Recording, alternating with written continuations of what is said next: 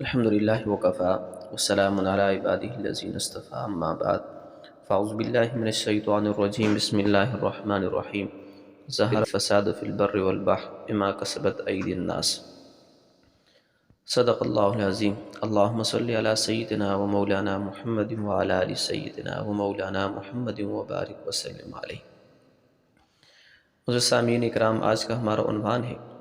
حالات کی خرابی کے اسباب اور کون سے ایسے گناہ ہیں کہ جن کی وجہ سے اللہ کے عذاب جو ہیں وہ دنیا میں اترتے ہیں۔ تو پہلی بات کہ حالات کی خرابی کب ہوتی اور کیوں ہوتی ہے؟ قرآن کریم کی آیت مبارکہ میں اللہ رب العزت نے خود فتح بیان کر دیا، ظہر فی البر والبحر بما کسبت ایدی الناس، کہ خشکی اور تری پر جو بھی فساد برپا ہوتا ہے تو اس کا بنیادی جو سبب ہے وہ انسانوں کے اپنے اعمال ہوتے ہیں، کہ جتنے بھی گناہوں کے نافرمانی کے اعمال کرتے ہیں تو انہی کی وجہ سے خشکی پر جو فساد اور جو نقصان اور جو عذاب کی صورتیں ہوتی ہیں وہ انہی کی وجہ سے اترتی ہیں۔ اسی لیے ماحول کے اور معاشرے کے حالات کا بدلنا یعنی بننا اور بگڑنا یہ انسان کے اعمالوں پر ہے، کہ جب انسانوں کے اعمال درست ہوں گے، نیکیوں والے کاموں کو یہ ترجیح دیں گے اور اس کو کریں گے، گناہوں سے رکتے رہیں گے تو دنیا میں خیر، امن اور برکت ہی ہوگی۔ لیکن جب انسان نافرمانی، سرکشی، بغاوت، شریعت اسلام سے روگردانی کر کر اپنے نفسانی خواہشات کے مطابق اور شیطان کی بتلائی ہوئی راہوں پر چل کر یہ زندگی گزاریں گے تو اس کا نقصان یہ ہوگا کہ دنیا میں پھر فساد ہوگا، بے برکتی ہوگی، اللہ کی رحمت کے دروازے بند ہو جائیں گے، ہر ایک انسان پریشانی والی، تنگی والی اور ٹینشن والی زندگی گزارے گا۔ موجودہ حالات میں دیکھ لیا جائے ہمیں انہی چیزوں کا سامنا ہے کہ ہر قسم کے وہ وسائل کے جو ہم سے پہلے لوگوں کے پاس موجود نہیں تھے، بادشاہوں کے پاس وہ موجود نہیں تھے پہلے وقتوں کے، تو آج وہی وسائل، وہی خیر کے کام، وہی وسائل، وہی اسباب ہمارے غریب کے پاس اس سے کئی درجہ زیادہ ہیں، لیکن پھر بھی غریب کے پاس بھی زندگی میں سکون نہیں، مالدار تو دن بدن پریشان در پریشان اسی وجہ سے ہوتا جا رہا کہ اسباب زیادہ ہو چکے اور ان اسباب میں اللہ کی یاد کا کوئی اہتمام نہیں۔ تو جب اللہ کی یاد کا اہتمام نہیں تو پھر اس کا نقصان یہ ہے کہ اللہ کی مدد اور نصرت ان چیزوں سے اٹھ گئی، اٹھنے کی وجہ سے آج پھر ہر قسم کے اسباب کی موجودگی میں بھی ہم بڑی پریشانی والی، تکلیف والی، بے برکتی والی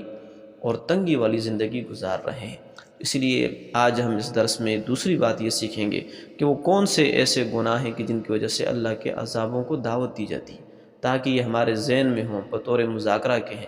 ہم پھر ان سے بچنے کی کوشش کریں تاکہ ہماری اپنی زندگی میں ایسے گناہوں سے ہم بچ کر اللہ کی رحمتوں کے دروازوں کو اپنا اوپر کھول سکیں، اپنے کاموں میں، اپنے مال میں، اپنی جان میں، اپنے وقت میں ہم اللہ کی مدد اور نصرت کو حاصل کر سکیں۔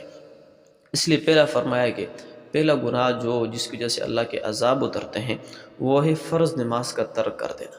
کہ فرض نماز کو کسی حال میں بھی نہ چھوڑا جائے۔ دوسرا فرمایا روزہ نہ رکھنا، مجبوری نہ ہو، بغیر مجبوری کے ویسے ہی روزہ رکھ دینا، کہنا کہ جی روزہ مشکل ہے، نہیں رکھا جاتا، بھوک ہے، پیاس ہے، مزدوری کرنی ہے، ویسے فضول قسم کے اپنے ذہن میں بہانے لا کر، بے فائدہ باتوں کو لا کر اور انسان روزے کی قیمتی عبادت کو چھوڑ دے۔ دوسرا فرمایا کسی پر حقارت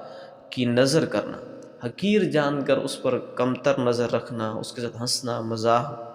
اس کا اڑانا، اور ایسی فرمایا زکوٰۃ ادا نہ کرنا، زکوٰۃ واجب ہو ویسے ہی کہ میرے پاس مال نہیں، قرضہ ہے، فلاں ہے، فلاں ہے، اس طرح کی ہیلے بہانے بنا کر اپنے آپ کو فضول میں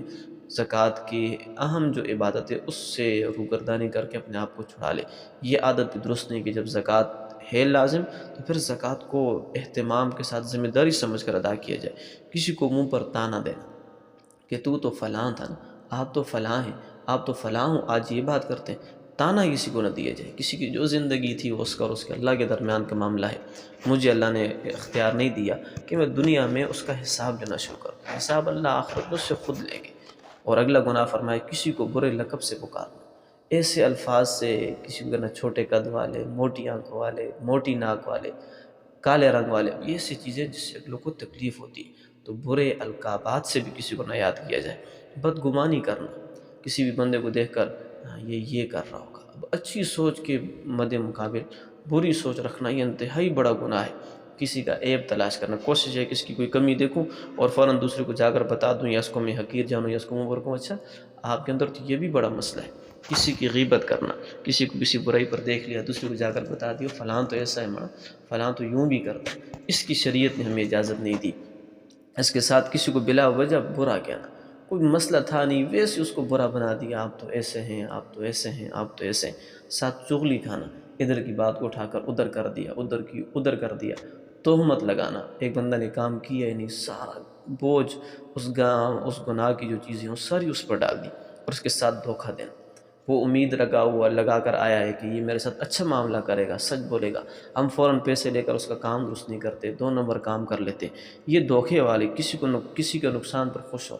دیکھا کسی کے پیسے چوری ہو گئے، دل دل میں خوش ہیں چلو اچھا وہ پتہ چل گیا، کسی گھر میں بیماری آ گئی، فوراً دل میں دیکھ کر ہم خوش ہو گئے کہ چلو یہ اچھا ہو گیا، اس سے شریعت نے منع تکبر کرنا، اپنے آپ کو بڑا سمجھنا، کسی کو حیثیت نہیں دینا، مقام نہ دینا، عزت نہ دینا، اور کہتے ہیں قدرت کے باوجود ضرورت مندوں کی ضرورت کو پورا نہ کرنا، طاقت دی، اللہ نے مال دیا، سب کچھ دیا، ایک محتاج آتا ہے اس کو کہتے جاؤ ہر وقت مانگنے آ جاتے میرے پاس کچھ نہیں، حالانکہ جیب میں موجود ہوں گے، اکاؤنٹ میں موجود ہوں گے، اللہ نے طاقت دی ہوگی، جب طاقت دی ہو تو پھر لگانا، اور کسی کے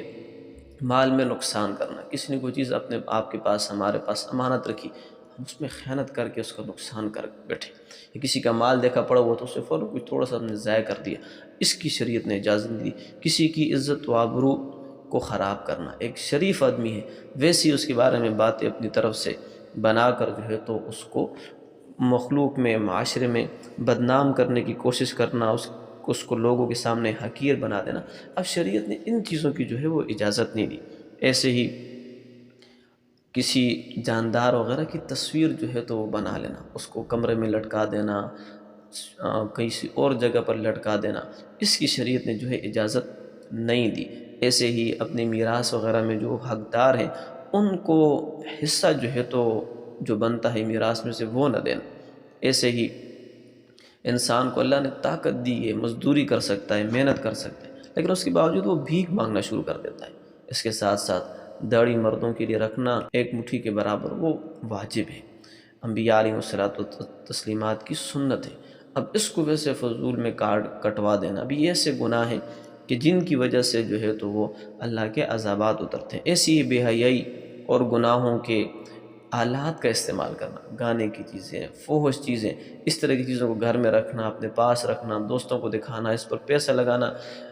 تو یہ ایسی چند موٹی موٹی چیزوں کا تذکرہ کیا گیا کہ جن کی وجہ سے اللہ کے عذاب اترتے ہیں۔ ہم دیکھیں تو آج ہم اکثر اس میں مبتلا ہیں، جب مبتلا ہیں تو پھر اللہ کے عذابات اتریں گے، تو اللہ کا جب عذاب اترے گا تو پھر اللہ کی مدد اور نصرت ہمارے ساتھ کسی بھی چیز میں نہیں ہوگی۔ اس لیے ہم جب یہ چاہتے ہیں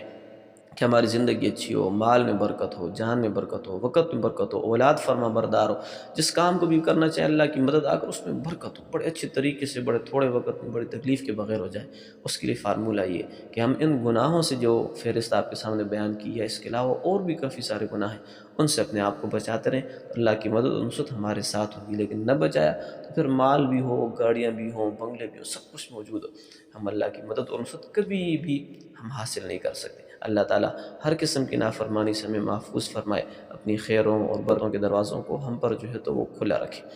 وآخر دعوانا ان الحمد للہ رب العالمین۔